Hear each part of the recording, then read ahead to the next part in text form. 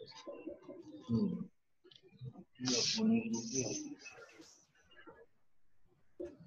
मैं बस स्टार्ट कर रहा हूँ।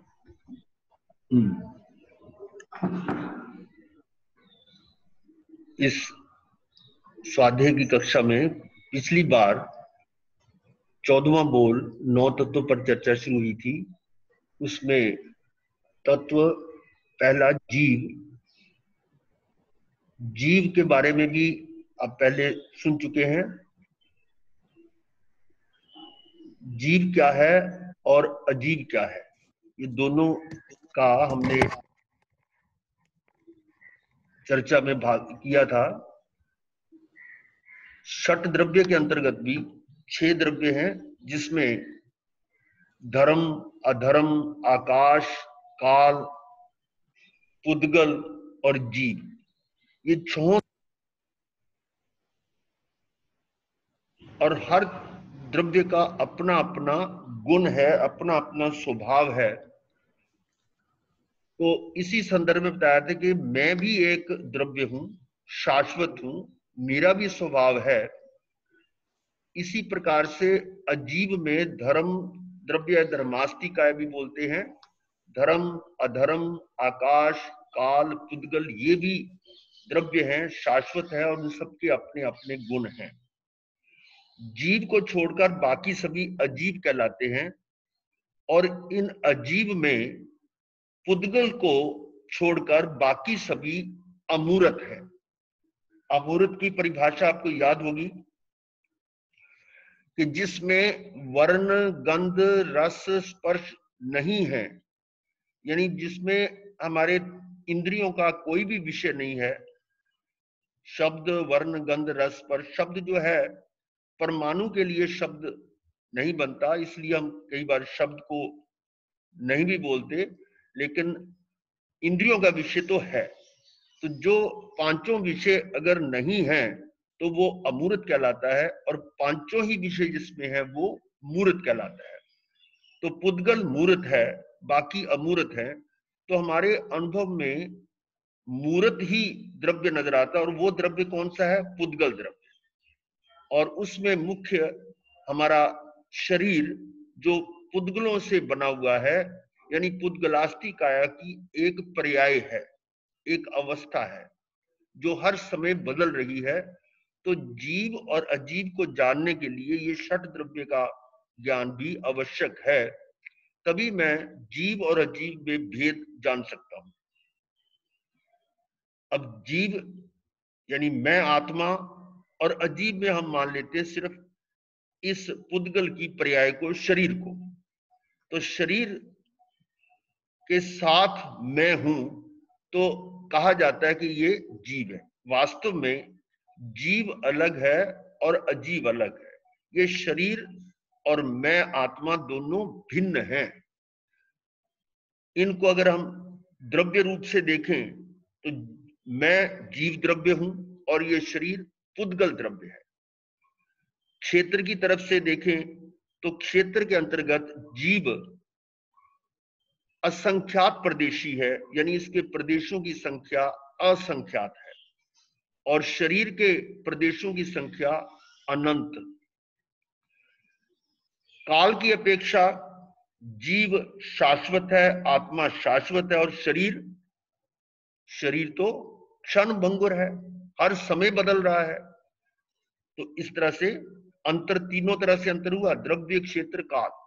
भाव से जीव अमूर्त है, वर्ण, गंध, रस, स्पर्श रहित है, और शरीर अनंत वर्ण, गंध, रस, स्पर्श है। जीव में अनंत ज्ञान, अनंत दर्शन, अनंत सुख, अनंत वीर्य, ये जीव के गुण है, प्राण है। और शरीर में ये नहीं है। शरीर में ना तो ज्ञान है, ना दर्शन है, ना सुख है, ना वीर्य है। फिर आत्मा का या जीव का कार्य क्या है? उपयोग, यानी मात्र जानना और देखना। और शरीर का क्या है? वो मिलना, बिछड़ना, गलना, सड़ना, ये सारा शरीर का कार्य है। तो इस तरह से मैं आत्मा और शरीर पूर्णतः एक दूसरे से भिन्न है। इस के साथ हमने जीव और अजीव के भेद कुछ जाने थे, और अब हमारा तीसरा तत्व बंध तत्व है जिस पर हम चर्चा करेंगे। बंध है क्या? कि ये जीव और अजीव जो यानी शरीर और मैं अनादि काल से बंधे हुए हैं। बंधे क्यों हैं?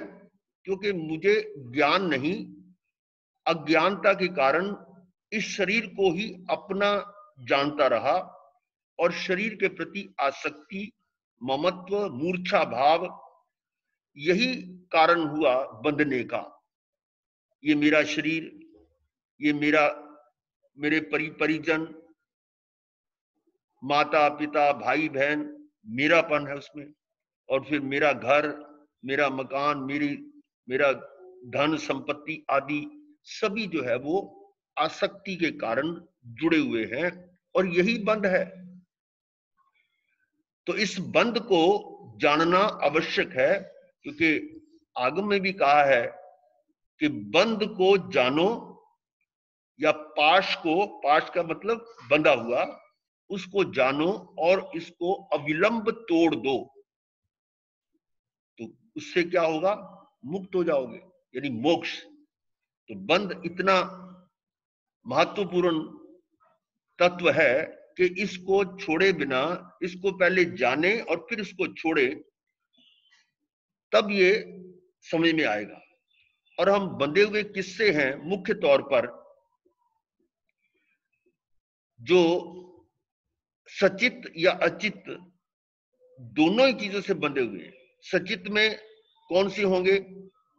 जैसे माता पिता, भाई बहन जो भी हैं, ये सचित के साथ जुड़े हुए हैं। अचित में धन धान्य, ये खेत वस्तु जो आप परिग्रह में उसमें मानते हैं, ये परिग्रह है, यानी जमीन, फिर मकान आदि, खेत वस्तु। ऐसे ही धन धान्य, दोपद चौपद, हिरण्य स्वर्ण यानी कि हीरा सोना, जितना भी आपके पास संग्रह है, उनको, उनके साथ आसक्ति है, यही बंध के कारण है। ये इनके अतिरिक्त बंध में कुछ और भी हैं, परिग्रह में भी उसको ले लेते हैं कि सबसे बड़ा परिग्रह या बंध का कारण वो मिथ्यात्व है। मिथ्यात्व है अर्थात मान्यता मिथ्या है, और उसका मूल कारण तो अज्ञान ही है। अज्ञान के कारण ही अदर्शन, और उसके कारण ही मिथ्या मान्यता होती, दर्शन मोहनीय, और यही मिथ्यात्व जो है बंध का मुख्य कारण है। मिथ्यात्व के साथ ही फिर राग द्वेष, क्रोध, मान, माया, लोभ, ये आता है। मिथ्यात्व है तो क्रोध, मान, माया, लोभ उसके साथ जुड़ेगा, और इन्हीं के कारण एक कषाय, ये तो 4 कषाय हैं, क्रोध, मान, माया, लोभ, लेकिन कुछ नो कषाय भी हैं।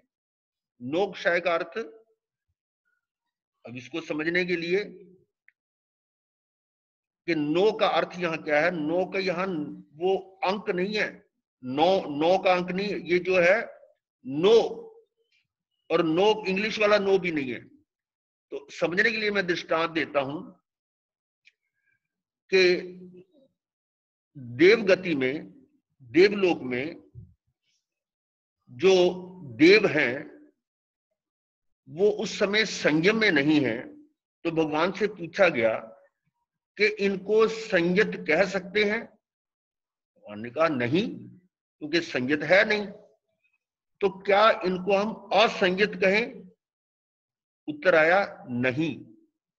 क्यों? किसी को असभ्य भाषा बोलना, अशिष्ट भाषा बोलना ठीक नहीं है। जो सत्य है उसको भी, जो दूसरे को कटु लगे वो नहीं बोलना, अर्थात असंयत भी नहीं कहें। तो क्या कहें? उसके लिए नो संयत, नो, न को छोटे ओ की मात्रा, नो संयत।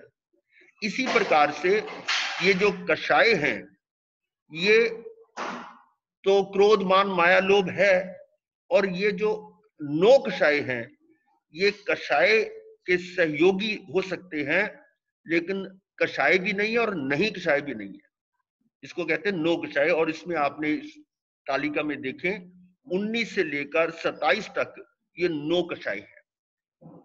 तो 4 क्रोधमान माया लोभ और 9 ये हुए 13 और एक मिथ्यात्व, तो 14 इस तरह से ये भी मेरे साथ बंधन के कारण है, परिग्रह है। तो बंध के मुख्य कारण सबसे पहला यही मिथ्यात्व। और फिर आपको याद होगा हमने जब गुण स्थानों की चर्चा की थी, तो गुण स्थान भी इसी आधार पर हैं, जिसमें 5 कारण बताए थे बंध के। उसमें मिथ्यात्व, अविरति, प्रमाद, कषाय और योग। मिथ्यात्व मिटेगा तो अनंतानुबंधी क्रोध मान माया लोभ भी जाएगी, तो वो पहले गुण स्थान से बाहर निकलता है। और ऐसा होने पर अगर सम्यक दर्शन हो जाता है तो वो चौथा गुण स्थान, लेकिन अविरति के कारण चौथे से ऊपर नहीं जा पाता। फिर विरति में आता है, देश विरति में तो 5वां, और सर्वविरति में 6ठा गुण स्थान। फिर प्रमाद के कारण 6ठे से ऊपर नहीं जा पाता, और उस समय प्रमाद से हटकर अप्रमत्त होगा तो वो 7वें गुण स्थान पर। अर्थात ये बंध के कारण तो उसमें बहुत अच्छी तरह से हमने जाने थे कि ऐसे ये जो कारण है जिस तरह से घटते जाएंगे उसमें आत्मा का स्तर ऊपर ऊपर बढ़ता जाएगा, और 10वें तक सूक्ष्म लोभ रहता है, और उसके जाते ही वो वीतराग अवस्था आती है। यदि उपशम है तो वो 11वें में जाता है, और उसका आप जानते हैं अंतर मुहूर्त में या तो गिरता है, तो दोबारा संभल जाए तो फिर आ सकता ऊपर, चर्चा हुई थी। और यदि उसी समय उसकी मृत्यु हो जाती है, आयुष पूर्ण हो जाता है, तो अनुत्तर विमान में जाता है, क्योंकि उस समय बाहर में वो वीतरागी है, बाकी तो दबा उपशम में है। और इसके बाद 12वें में क्षीण मोहनीय है। मोह तो क्षीण हो चुका, 28 प्रकृतियां क्षीण हो चुकी हैं। फिर जो इनके सहयोग, इनकी आधार पर ये मोह था, वो भी क्षीण हुए हैं, अज्ञान भी क्षीण हुआ है, अदर्शन भी और अंतराय भी। तो तीनों यहां वो भी समाप्त हो जाते हैं 12वें गुण स्थान में। यानी अनंत ज्ञान, अनंत दर्शन, अनंत सुख, अनंत वीर्य प्रकट हो जाता है, और वो 13वां गुण स्थान सहयोगी केवली। तो ऐसा करके अब बचेगा योग। योग के कारण 13वें से ऊपर नहीं, और जब योग समाप्त होगा वो हुआ आयुष पूर्ण होने पर, तो अयोगी। और उसके बाद 14वें गुण स्थान से निकलने पर परिनिर्वाण, सिद्ध बुद्ध मुक्त हो जाता है। तो ये सारा जो गुण स्थान की चर्चा की थी उसमें भी हमने बंध को लेकर ही बात की थी। अब इसी संदर्भ में बंध के बारे में हम जो जान रहे हैं, बंध के 4 भेद अभी आपको स्क्रीन पे लिखे हुए हैं। बंध के 4 भेद ये क्या है? प्रकृति, स्थिति, अनुभाग और प्रदेश। इसको जानने के लिए कि प्रकृति क्या है, कि वो कौन सा कर्म है, किस प्रकार से जो कर्म है वो पुद्गल है, और जब भी हम राग आदि भाव करते हैं तो कर्म के पुद्गल मेरी ओर आकर्षित हो जाते हैं, और मेरे भावों के अनुसार वो द्रव्य कर्म बन जाते हैं। यदि वो कर्म मेरे ज्ञान गुण को प्रभावित करते हैं, उसको आवृत करते हैं, तो उन कर्मों को हम कहते हैं ज्ञानावर्णीय कर्म। यदि वो ये सारा आप पहले कर चुके हैं, 8 कर्म के बारे में 10वें बोल में था। तो इसी तरह से ज्ञानावर्णीय, दर्शनावर्णीय, जो जो उसका जिस प्रकार का फल है वैसे ही उनका नाम रखा है, उसको कहते हैं प्रकृति। और स्थिति का अर्थ है कि वो कर्म मेरे साथ कितनी देर तक रहेगा और अपना फल देता रहेगा। उसके बाद है अनुभाग बंध, कि उस कर्म का जो फल है वो कितना तीव्र या मंद रस वाला होगा, यानी उसकी इंटेंसिटी कितनी होगी, ये अनुभाग या अनुभाव भी कहते हैं। फिर अब प्रदेश बंद, ये कर्म के जो पुद्गल मेरे साथ जुड़ रहे हैं उनकी मात्रा अधिक है या कम है, उनकी गिनती अधिक है या कम है, वो प्रदेश बंद है। तो इसको समझने के लिए हम एक उदाहरण ले सकते हैं कि जैसे मान लो किसी व्यक्ति के शरीर में कोई गांठ हो गई, और वो डॉक्टर के पास जाएं, पूछते हैं कि देखना डॉक्टर साहब कि ये गांठ कैसी है,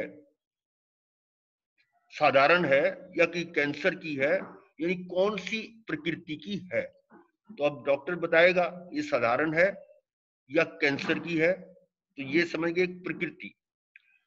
और फिर ये पूछते हैं कि ये कितनी देर में ठीक हो जाएगी, कितना समय लगेगा। अब 10 दिन लगेंगे या 50 दिन लगेंगे या साल लगेंगे या 10 साल लगेंगे या आजीवन, वो उसकी स्थिति आ गई। अब फिर पूछा जाता है कि ये जो गांठ है वो कितना कष्ट देगी, यानी कितना उसमें दर्द होगा, कम होगा या ज्यादा होगा। तो उसका उत्तर भी आप समझ गए कि उसका रस यानी उसकी इंटेंसिटी कितनी होगी, कि कई बार दर्द बहुत ज्यादा होता है चाहे वो गांठ छोटी सी हो, और कई बार बड़ा है फिर भी इतना दर्द नहीं होता, तो वो है इंटेंसिटी, यानी कितना रस उसका तीव्र या मंद होगा। और ऐसे ही पूछा जाए कि देखना जी ये गांठ अंदर में कितनी फैली हुई है, यानी कितना क्षेत्र इसने घेर, कितने पुद्गलों को प्रभावित किया हुआ है। तो ऐसे ही जो हमारे द्रव्य कर्म में कितने प्रदेश उसमें आए हुए हैं, तो ये सारा प्रदेश बंद कहलाता है। इसमें से स्थिति बंद और अनुभाग बंद, ये 2 और 3 क्रम पर जो दिए हुए हैं, ये हमारे भावों पर निर्भर करते हैं कि हमारे राग आदि भाव जितने अधिक तीव्र या मंद होंगे उसी के अनुसार अनुभाव, और ऐसा ही कितनी देर तक हम वो भाव करते हैं उसी के अनुसार, उसी के तारतम्य में ये स्थिति बंद हो जाता है। और इस बात को आपने शायद सुना था कि कोई और क्या, सिर्फ एक ही दृष्टांत आपको शायद दिया था कि महाराजा श्रेनिक जब शिकार करते हुए हिरनी का शिकार किया, पेट में बच्चा, उसका भी निशाना लगा तीर से, और पीछे पेड़, और ऐसा पाप करके फिर वो खुश हुआ, और उसके जो साथी सैनिक थे वो भी उनकी जय जयकार कर रहे थे। तो उसके बाद भी नहीं, पाप करने के बाद भी फिर और खुश होकर उसकी इंटेंसिटी को बढ़ा दिया, तीव्रता को बढ़ा दिया, और उसकी स्थिति को भी बढ़ा दिया। तो इस तरह से स्थिति बंद और अनुभाग बंद हमारे अपने भावों पर निर्भर करता है, यानी आत्मा के कषायों पर निर्भर, यानी आत्मा के साथ जो कषाय लगे हुए हैं, तो कषाय अगर जितने अधिक हैं उतने स्थिति बंद और अनुभाग बंद अधिक होगा। और फिर आत्मा के साथ ये शरीर जो है या इंद्रियां हैं, ये मेरे आत्मा के भावों के अनुसार कार्य करती हैं। मान लो कान है, कान शब्द को ग्रहण कर रहा है, और मैं उपयोग कान पर लेकर जाऊं तो मैं कान का उपयोग करके उनके शब्दों का अर्थ जान लेता हूं, अनुभव करता हूं। इसी प्रकार से अन्य इंद्रियां जो जो अपना कार्य कर रही हैं उसको जानने के लिए आत्मा ही है, और आत्मा के भावों के अनुसार वो इंद्रियां काम करती है। ऐसे ही ये जो मन वचन काया, ये भी शरीर के अंग हैं। जैसे ही मैंने भाव किए तो मन का मनन भी वैसे ही शुरू हो जाता है, वचन में वचन की वर्गना भी वैसी आती है, और काया से कार्य भी होता है। और अर्थात जो मेरे भाव है करना तो इन शरीर के मन वचन काया ने ही है, और उसके संयोग से मन वचन काया के इन शरीर के कारण जो बंध होता है उसमें प्रकृति बंध और प्रदेश बंध है। यानी प्रकृति बंध और प्रदेश बंध हमारे शरीर के यानी मन वचन काया के, इसको हम योग भी कहते हैं, योगों के कारण प्रकृति बंध और प्रदेश बंध होता है, और कषाय के कारण स्थिति बंध और अनुभाग बंध होता है। और इसको समझने के लिए एक और उदाहरण आपको दी थी कि अरिहंत भगवान वो अब वीतरागी हैं 13वें गुण स्थान पर, राग देश मूल से समाप्त हो चुके हैं, कोई इनमें कषाय का प्रश्न ही नहीं उठता, तो कषाय नहीं है लेकिन योग है, शरीर है, चलता फिरता है। तो इसका अर्थ हुआ कि अगर कर्म बंद होगा तो स्थिति बंद और अनुभाग बंद बिल्कुल नहीं होगा, क्योंकि स्थिति बंद तो होगा या अनुभाग बंद होगा वो कषाय पर आधारित है, और कषाय उनके शून्य हो चुके हैं, समाप्त हो चुके हैं, तो स्थिति बिल्कुल नहीं होगी, स्थिति 0 शून्य, अनुभाग भी शून्य होगा। इस प्रकार से यदि वो कर्म बंद होता है तो एक समय वो बंधा, क्योंकि स्थिति उसकी शून्य है, तो दूसरे समय ही उसका फल आ जाता है और फल देकर वो निर्जरित हो जाता है, इस समय वो समाप्त। तो इस तरह से 1 या 2 समय में ही वो समाप्त हो जाता है। समय इतना सूक्ष्म है कि एक आंख झपकने में असंख्यात समय निकल जाते हैं। तो उस हिसाब से ये योग का जो कार्य, योग के कारण जो कर्म बंद हो रहे हैं जिसमें कषाय रहित है, ऐसे कर्म को हम कहते हैं, एक तरह से व्यवहार में कह सकते हैं वो कर्म बंद हो ही नहीं रहा। तो ये था कर्म बंद के प्रकार, प्रकृति बंद, स्थिति बंद, अनुभाग बंद, प्रदेश बंद। ठीक है, अब इससे अगला तत्व है पुण्य के 9 भेद। पुण्य या पाप ये दोनों ही आश्रव हैं। आश्रव जो है कर्मों के आने का मार्ग है, और कर्मों के आने के पीछे हमारे राग आदि भाव है, राग या द्वेष के भाव है, शुभ या अशुभ भाव है। तो कर्म जो हम करते हैं उस समय शुभ भी होते हैं, कई बार अशुभ होते हैं। तो जब वो कर्म अपना फल देते हैं, यदि वो फल हमें अनुकूल मिलता हो, सुखद मिलता हो, तो हम उस कर्म को कहते हैं पुण्य। और यदि वो कर्म अपना फल असाता में या दुख रूप में देता है, तो हम कहते हैं कि ये पाप का उदय है। तो कर्म को तो हम वैसे तो पहचान नहीं सकते, लेकिन जब वो उदय में आता है तब हम जानते हैं कि ये मेरे पुण्य का उदय है या मेरे पाप का उदय है। तो इसको बांधा कैसे जाता है, उसके लिए यहाँ पुण्य के 9 भेद बताए गए हैं। एक है अन्न पुण्य, फिर पान पुण्य, लैन पुण्य, शयन पुण्य, वस्त्र पुण्य। इनका अर्थ बहुत स्पष्ट है कि अन्न पुण्य का अर्थ है कि भूखे को भोजन कराना, ये अन्न पुण्य है। जैसे कई लोग भंडारा वगैरह लगाते हैं, या जहां पर अन्न की कमी है वहां जाकर अनाज देते हैं, या कहीं और इस प्रकार की संस्थाओं में जहां गरीब बच्चे हैं या वो उनके लिए भोजन की व्यवस्था नहीं है, तो वहां जाकर उनको भोजन कराना, ये सारा अन्न पुण्य के लिए आता है। लेकिन साथ में पुण्य तभी होगा यदि उसके साथ कोई पाप ना हो। पाप का अर्थ कि मान लो उस पुण्य करते समय आपके मन में मान आ गया, अहंकार आ गया, या यश प्रसिद्धि के लिए स्वार्थ आ गया कि मुझे इसका ये लाभ मिलेगा, मैं ये करूंगा तो मुझे परलोक में ये मिलेगा, ऐसा भाव भी, वो भी पाप में आता है। तो पुण्य आपका निस्वार्थ और ऐसा हो कि उसका प्रदर्शन ना हो, तो वो फल देता है पुण्य रूप में। अब किसी को भी भोजन कराना ये पुण्य है। कुछ लोग कहते हैं कि हम किसी को भी कराएं और वो खाना खाकर भोजन करके और कुछ अनैतिक कार्य करता है या चोरी चकारी करता है या और कुछ इस प्रकार के पाप करता है, तो हमारा उसको भोजन कराना पाप हुआ। अब ये विचार अपना अपना है। हम कहेंगे कि आप कौन से ज्ञानी हैं, ये जान गए कि वो इस भोजन को ग्रहण करने के बाद ऐसे पाप कार्य करेगा। कोई निश्चित नहीं है, कोई भविष्य की बात आप बता नहीं सकते। और दूसरा ये है कि दूसरा जो भी करेगा उसका फल आपको नहीं मिलेगा।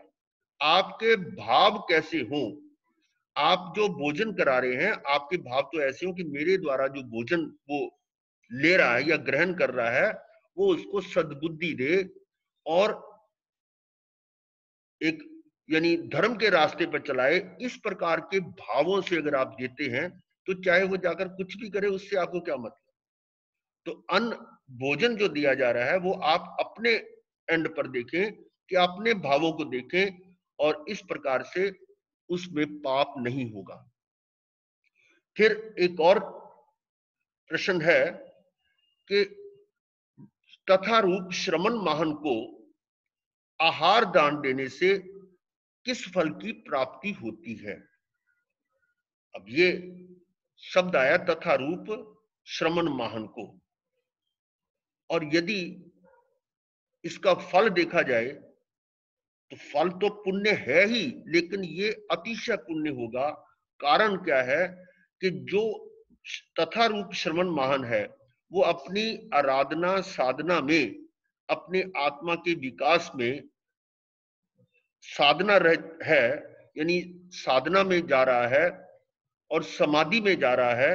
लेकिन कुछ शरीर पर ध्यान आते ही मान लो उसको भूख का अनुभव आता है और उसके लिए आहार चाहिए और गोचरी के लिए वो निकलता है, तो आपने वो आहार देकर उसकी समाधि में सहयोग किया है, या वो भोजन करके संतुष्ट होगा और अपने ध्यान में या समाधि में चला जाएगा। तो यदि ऐसा आपने दान किया है तो वो पुण्य के साथ साथ आपको समाधि में ले जाने के लिए भी सहयोग देगा। और इसमें आपके दृष्टांतों में कई बार ये सुना भी होगा कि शालीभद्र का जीव पूर्व भव में एक ग्वालन का बेटा जो बहुत गरीब, और उसने ऐसा एक हठ करके कि मैंने खीर खानी है, और माता ने किसी भी तरह से वो मांग कर दूध चावल आदि लेकर खीर को बनाकर उसको दिया। खीर देकर कहा था तो खा लेना।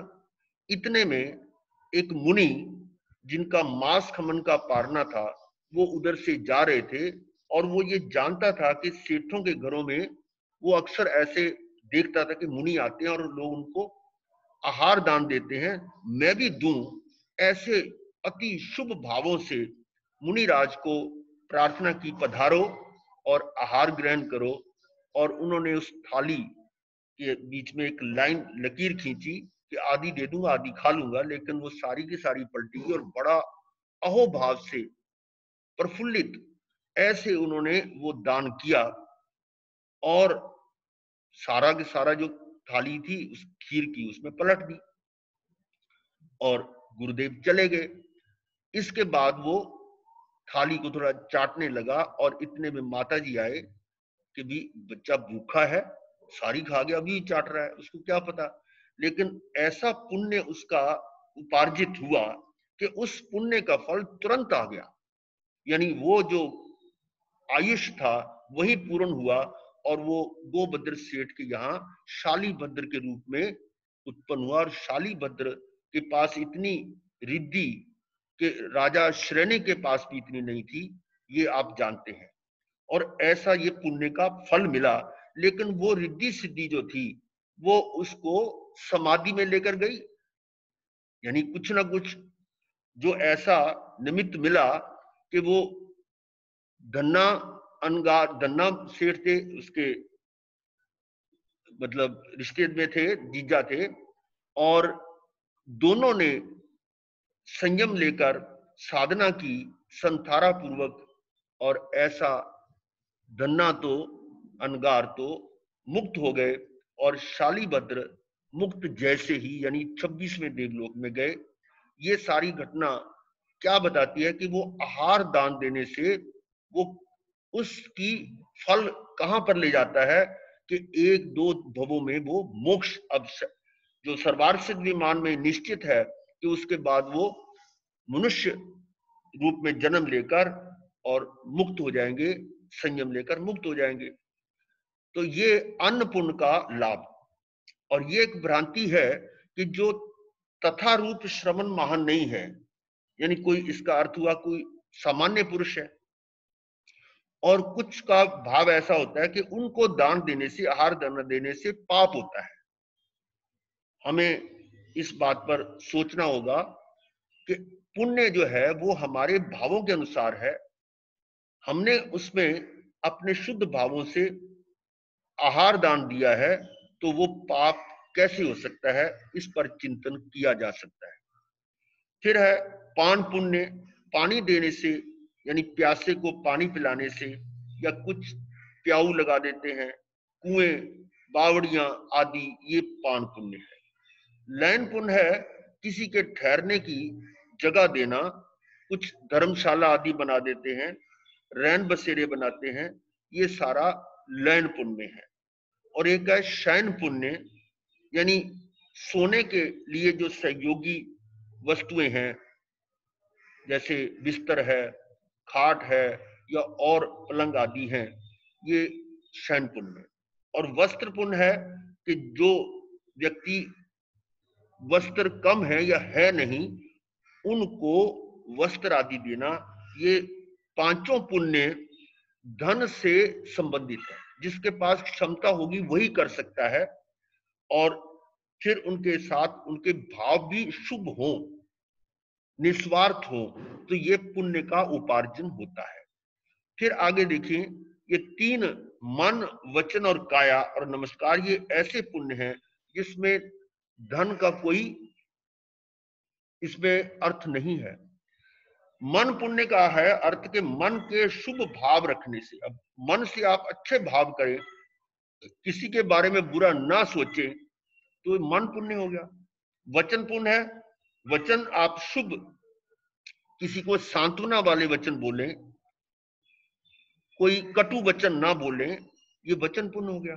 और काया पुण्य है कि शरीर द्वारा सेवा करने से काया पुण्य। कोई बीमार है या कोई सड़क पर एक्सीडेंट हो गया है, तो उस पर आप शरीर के द्वारा जितना हो सकता है उसकी सेवा करें, ये काया पुण्य है।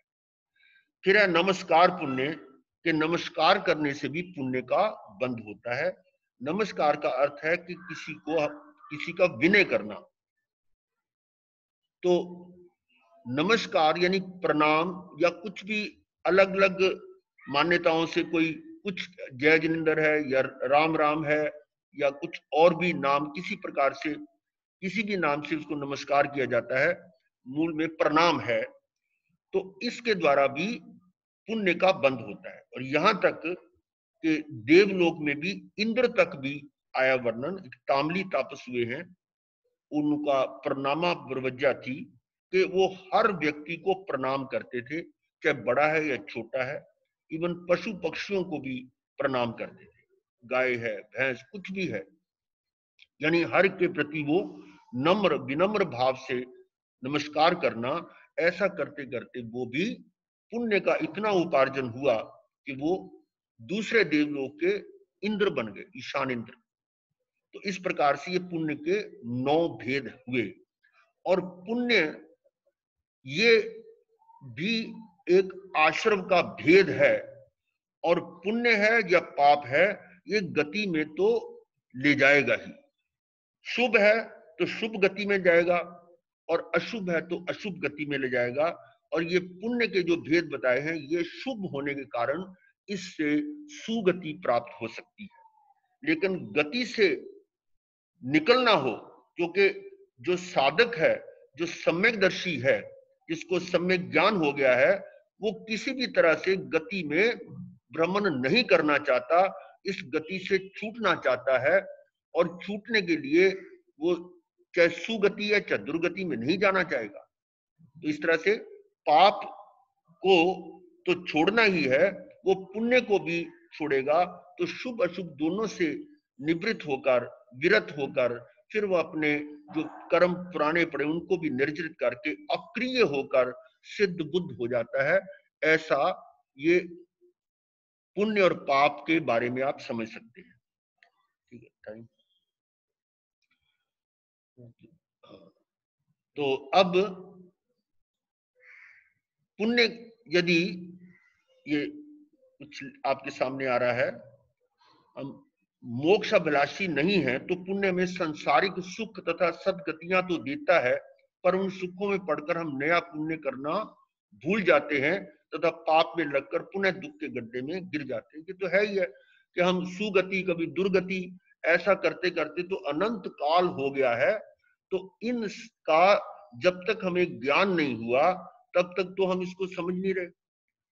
ज्ञान हुआ तो ये जानकारी आपको मिली कि मैं शरीर नहीं हूं और मैं जो अनंत काल से जन्म मरण कर रहा हूं इसका कारण अज्ञानता है।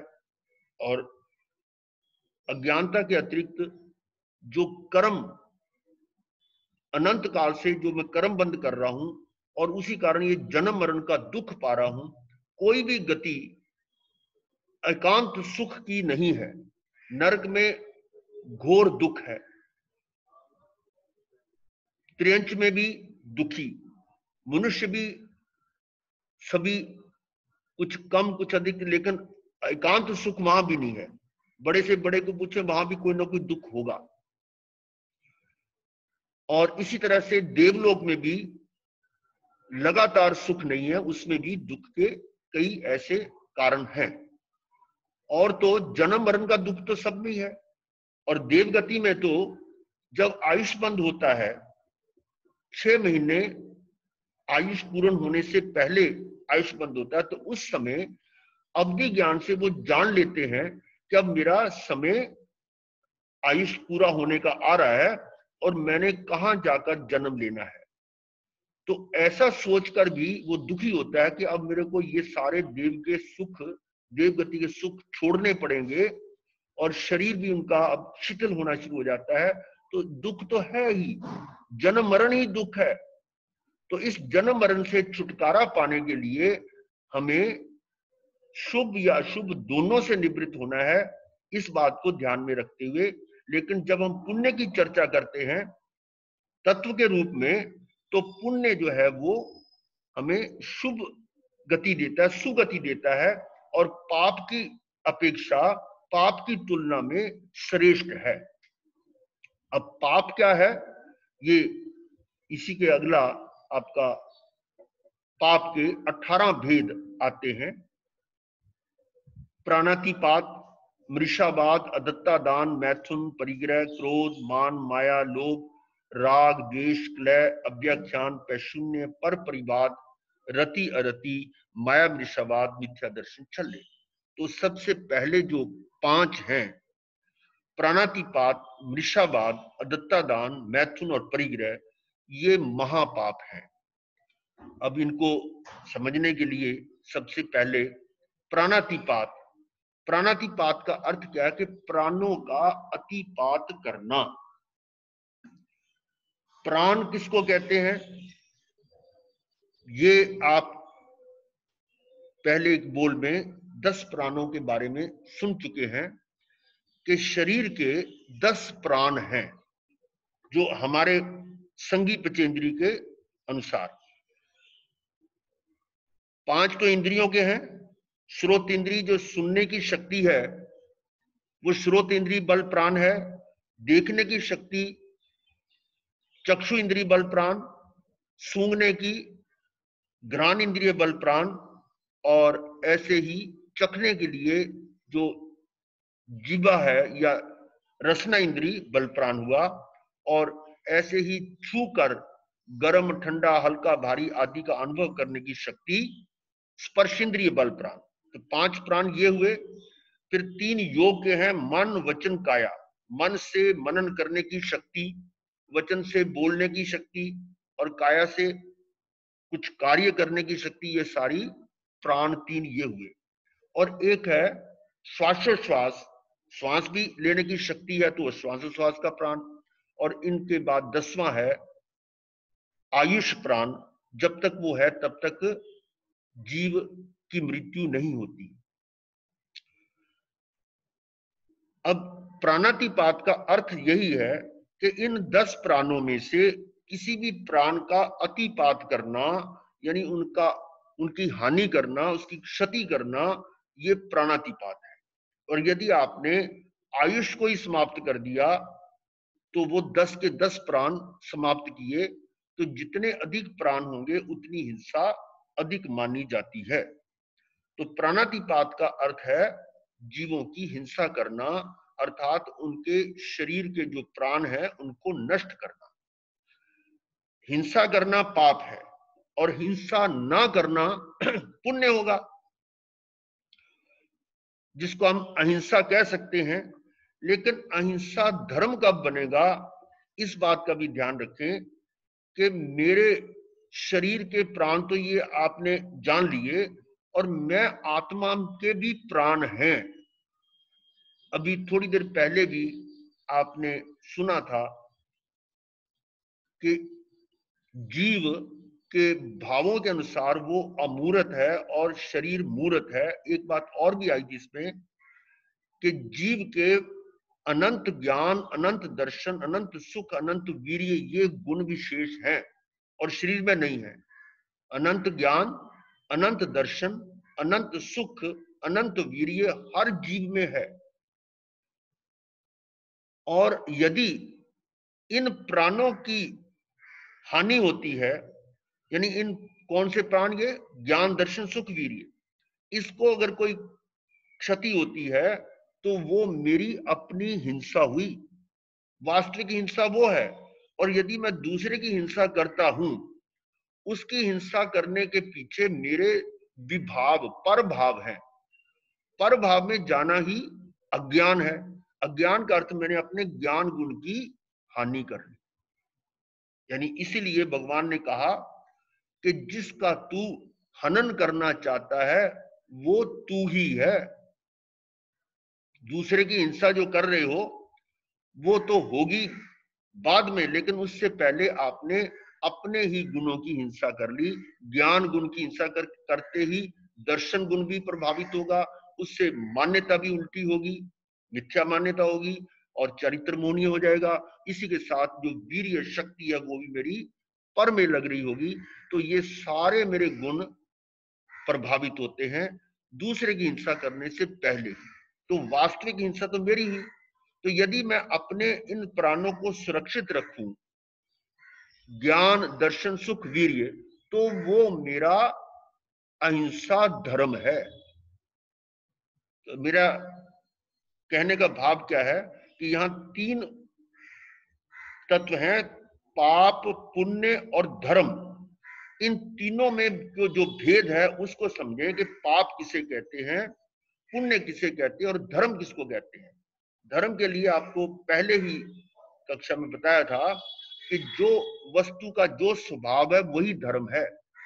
तो स्वभाव मेरा क्या है, आत्मा का स्वभाव, जीव का स्वभाव क्या है, वो उपयोग, जानना, देखना, और ये उसके साथ अनंत ज्ञान पर्यावान, अनंत दर्शन पर्यावान, अनंत चरित्र पर्यावान, या इनके प्राण है अनंत ज्ञान, अनंत दर्शन, अनंत सुख, अनंत वीर्य। तो इनको सुरक्षित रखना, अपने स्वभाव में रहना, पर भाव में न जाना, यही धर्म है। तो तो इस तरह से ये पाप के 18 भेदों में से अभी एक की चर्चा हुई है। शेष हम अगली क्लास में करने का प्रयास करेंगे। और इस बीच में यदि आपको कोई और शंका है, किसी बात का स्पष्टीकरण चाहिए, जिज्ञासा हो, तो आप अंशुल भाई से संपर्क करें या उनको लिख कर दें। गुरुदेव के आगे से चत्तारी मंगलम, अरिहंता मंगलम, सिद्धा मंगलम, साहू मंगलम, केवली पनत्तो धम्मो मंगलम। चत्तारी लघुत्मा, अरिहंता लघुत्मा, सिद्धा लघुत्मा, साहू लघुत्मा, केवली पनत्तो धम्मो लघुत्मो। चत्तारी शरणं पवज्जामि, अरिहंते शरणं पवज्जामि, सिद्धे शरणं पवज्जामि, साहू शरणं पवज्जामि, केवली पनत्तं धम्मं शरणं पवज्जामि। 4 मंगलिक, 4 उत्तम, 4 शरणा और न शरणा कोई जो भव प्राणी आदरिक सही अमर भव। कितने हो गए? 26।